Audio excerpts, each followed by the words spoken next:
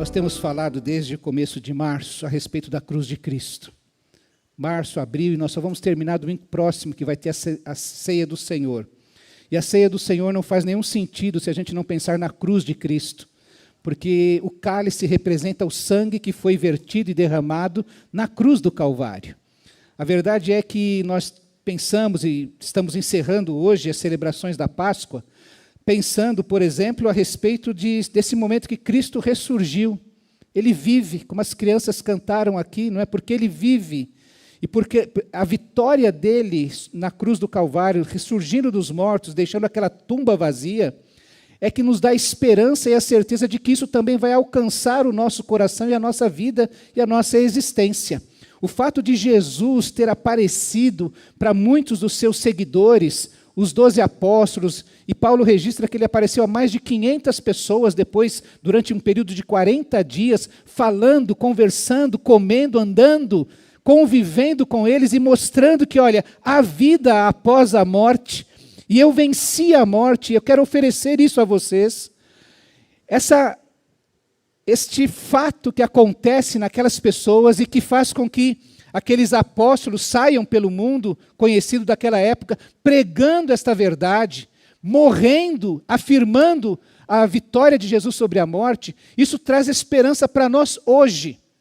Nós também somos aqueles que tiveram um encontro com o Cristo vivo. Da mesma maneira com que Paulo fala isso. Eu quero lembrar que o texto de hoje, em Romanos capítulo 6, verso 4, o apóstolo Paulo afirma assim: portanto, fomos sepultados com ele na morte por meio do batismo, a fim de que, assim como Cristo foi ressuscitado dos mortos, mediante a glória do Pai, também nós vivamos uma vida nova. Em algumas versões mais antigas diz que nós vivamos em novidade de vida, afirmando que diariamente, constantemente, vez após vez, circunstância após circunstância, experiência após experiência, nós somos vivificados. Nós somos infundidos de vida, de poder, nós somos infundidos de certeza no coração para continuar caminhando neste caminho que é Cristo. Você se lembra que Jesus, falando aos seus discípulos, vai afirmar: eu sou o caminho, a verdade e a vida. Diante da dúvida deles, qual é o caminho, Senhor? Jesus afirma: eu sou o caminho.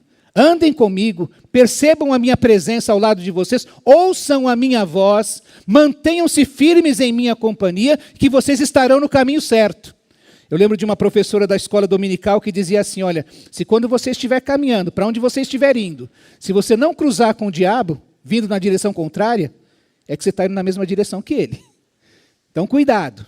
E Jesus está dizendo exatamente isso. Você percebe a minha companhia com você?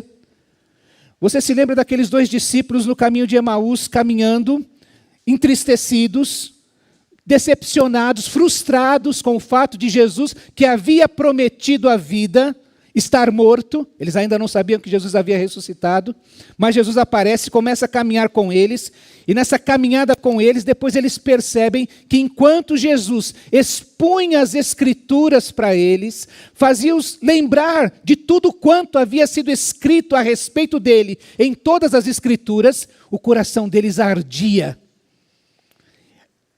afogueado. Você já sentiu assim?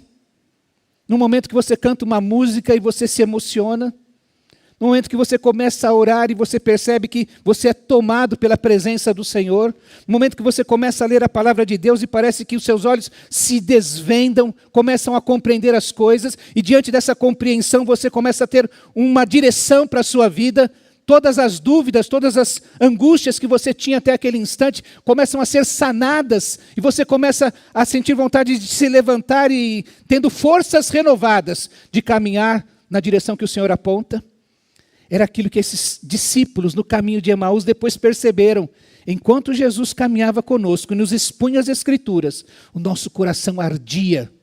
E quando o apóstolo Paulo fala a respeito deste batismo, desse sepultamento, nós já morremos com Cristo e já ressuscitamos com Cristo, nós já fomos sepultados com Cristo na morte pelo batismo e já ressuscitamos com Cristo, para que experimentemos este poder glorioso do Pai, que ressuscitou, que trouxe Jesus do mundo dos mortos, é agora o poder que está à disposição de você e de mim, para podermos viver em novidade de vida, uma nova vida.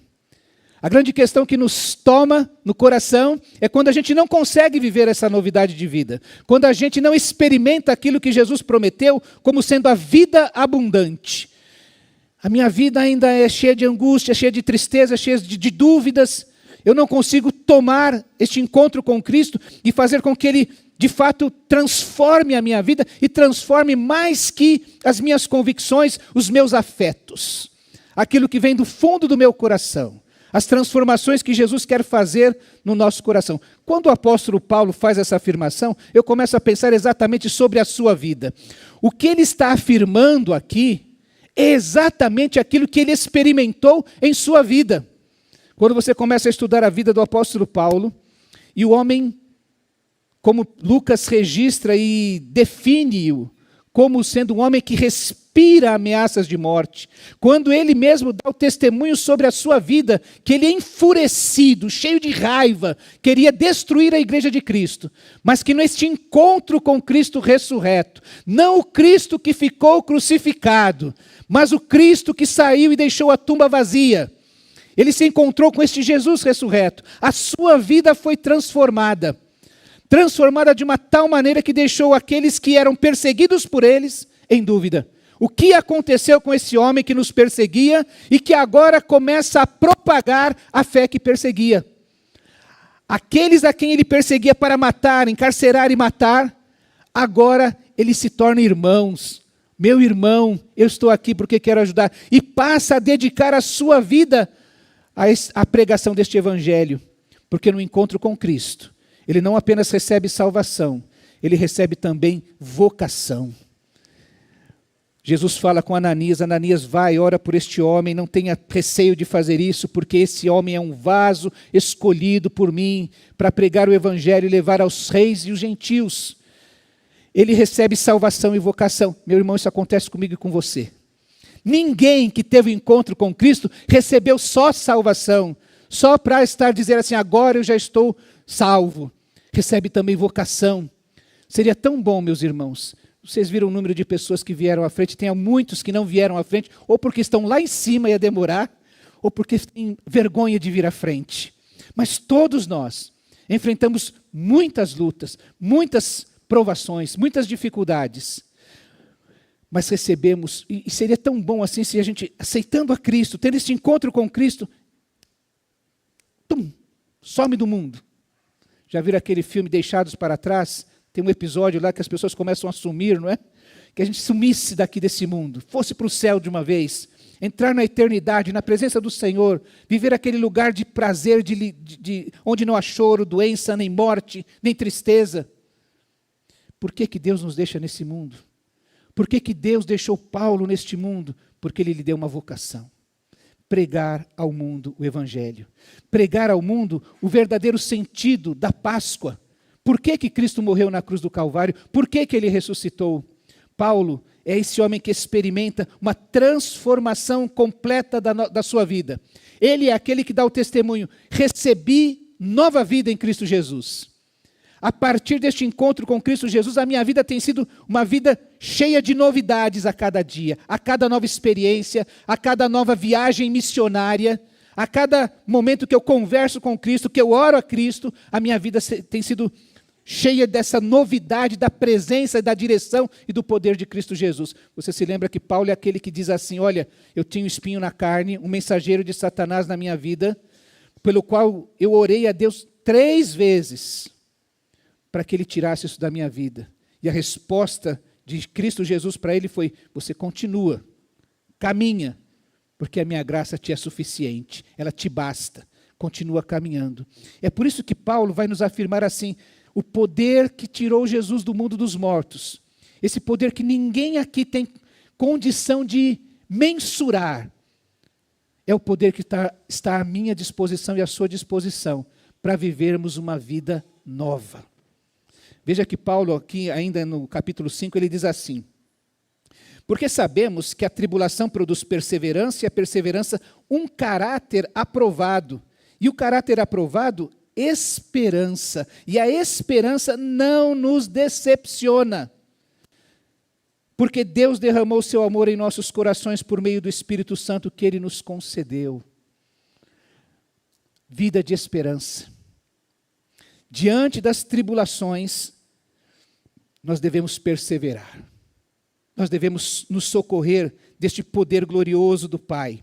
Nós devemos lembrar, chegar diante de Deus e falar: Senhor, o Senhor que ressuscitou Jesus dos mortos, o Senhor que venceu a morte, me ajuda a vencer as minhas fraquezas. Me ajuda a vencer as minhas lutas, os meus pecados. Me mantém de pé, Senhor. É por isso que o apóstolo Paulo fala: eu já sei disso. Então, diante da tribulação, o que eu vou fazer? Eu vou perseverar. Meu caráter será aprovado, será aperfeiçoado. Meu coração será movido e cheio de esperança. E o mais precioso, Paulo está afirmando: a esperança não nos decepciona. Se eu pudesse dar o meu testemunho, eu tive o privilégio de nascer na igreja, crescer e como essas crianças aqui, desde pequenininho, estar no palco da igreja, cantando, tocando, fazendo peças e todas estas coisas. E a melhor maneira que os anos vão me permitindo falar de Jesus é que Jesus é meu amigo. Jesus é meu amigo. Ele está comigo. Ele me ouve. Ele me entende.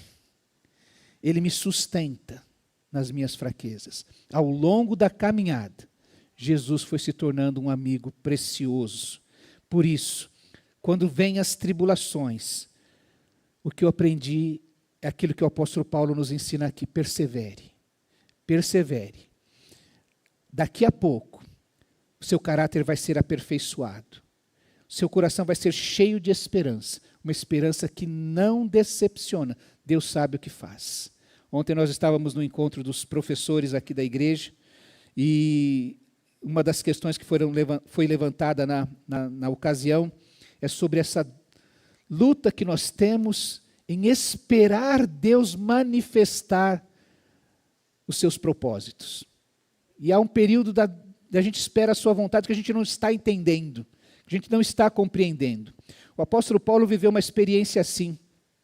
Ele organizou a sua segunda viagem missionária e eles começaram a ir para o nordeste da região, querendo ir para leste. E a Bíblia diz, Lucas registra que o Espírito de Deus foi impedindo que ele fosse para lá. E eles foram indo para cá, vindo, até que chegaram diante da Macedônia. E lá Paulo tem uma visão, um sonho à noite, em que aparece um anjo do Senhor, um homem, um varão, né, daquela região, dizendo assim: passa a Macedônia e ajuda-nos. Aquele período que ele fica assim, o Espírito impede, não deixa pregar aqui, as coisas não dão certo aqui, até que caminha para aqui, ó, agora você chegou aonde eu quero que você vá continuar este ministério. A esperança não decepciona. Paulo chegou ali e falou: agora a gente concluiu que Deus queria que a gente viesse para cá, e é para cá que a gente vai caminhar. E ele faz a sua segunda viagem missionária, produz para o reino de Deus muitos frutos que glorificam a Deus. Porque quando a gente passa por tribulações, a gente persevera, e esse poder glorioso de Deus, que tirou Jesus do mundo dos mortos, é derramado sobre a nossa vida, para que a gente possa viver em novidade de vida. Paulo fala também que nós temos que, a partir da cruz de Cristo, nos considerar como mortos para o pecado, mas vivos para Deus em Cristo Jesus. E, portanto, não permitam que o pecado continue dominando seus corpos mortais, fazendo com que obedeçam aos seus desejos. Não ofereçam os membros do corpo de vocês ao pecado como instrumentos de injustiça. Antes, ofereçam-se a Deus como quem voltou da morte para a vida. Ter um encontro com Jesus é morrer e ressuscitar. É finalmente receber vida. A Bíblia diz que todos nós, um dia estávamos mortos nos nossos delitos e pecados. O que operava na nossa vida era a morte.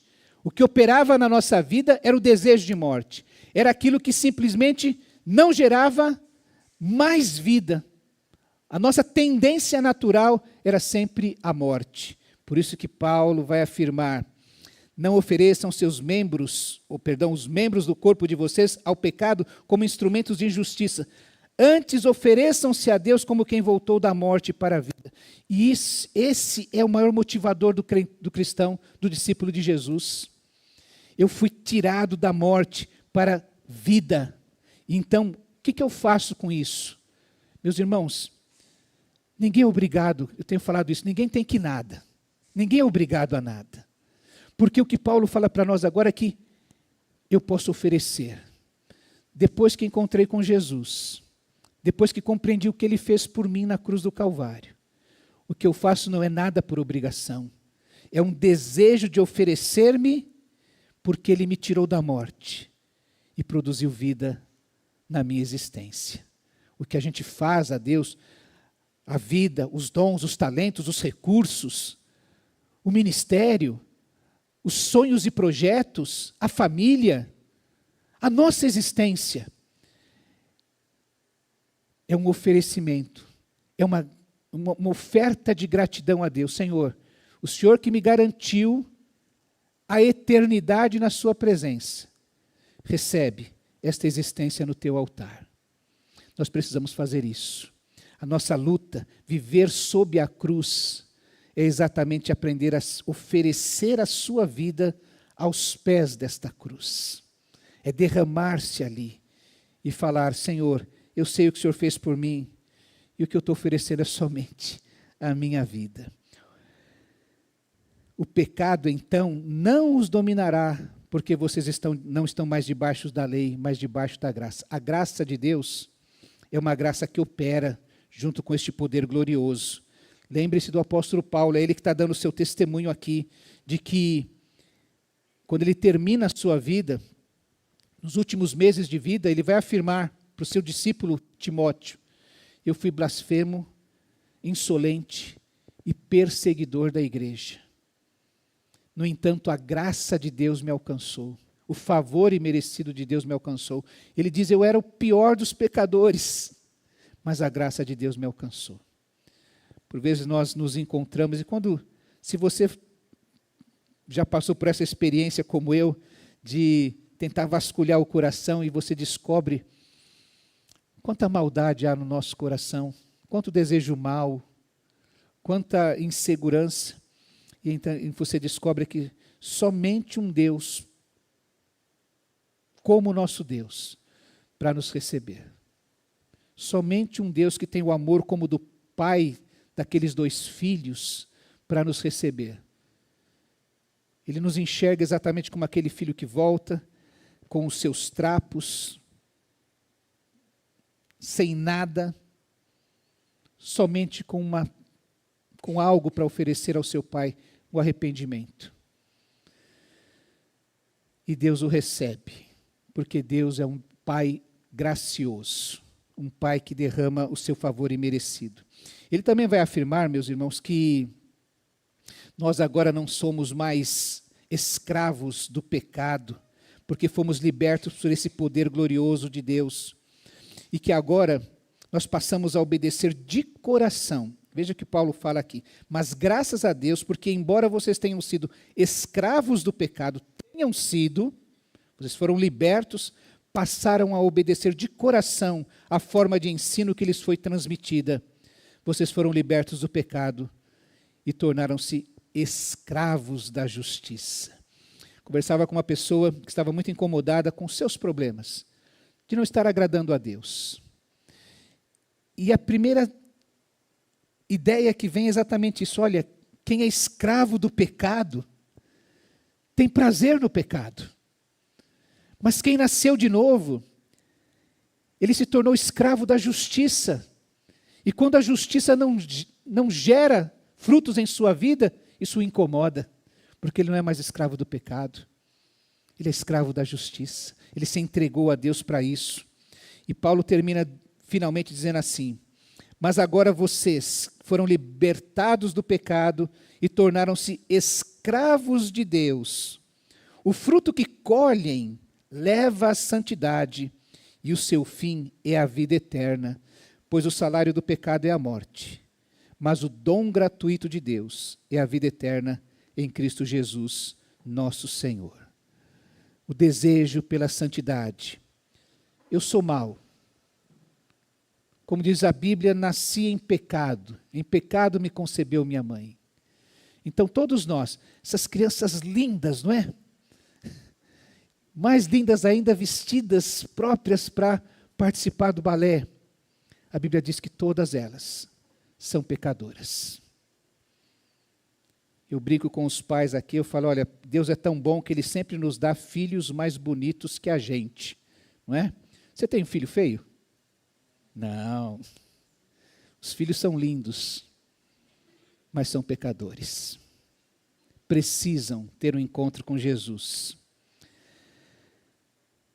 A gente agora é escravo de Deus. E o fruto deste encontro com Deus nos leva à santidade. É uma busca de nos conformarmos com a vida de Cristo Jesus. O salário do pecado é a morte. Mas o presente gratuito, é como se fosse um presente de aniversário que Deus nos oferece. É a vida eterna em Cristo Jesus. Não vem por outro caminho. Por isso que Jesus disse aos seus discípulos, eu sou o caminho, a verdade e a vida. Ninguém vem ao Pai senão por mim. A vida eterna que vem a partir deste poder de Deus que tirou Jesus dos mortos e nos oferece essa vida nova, é através de Cristo Jesus, o nosso Senhor. O Cristo que morreu na cruz.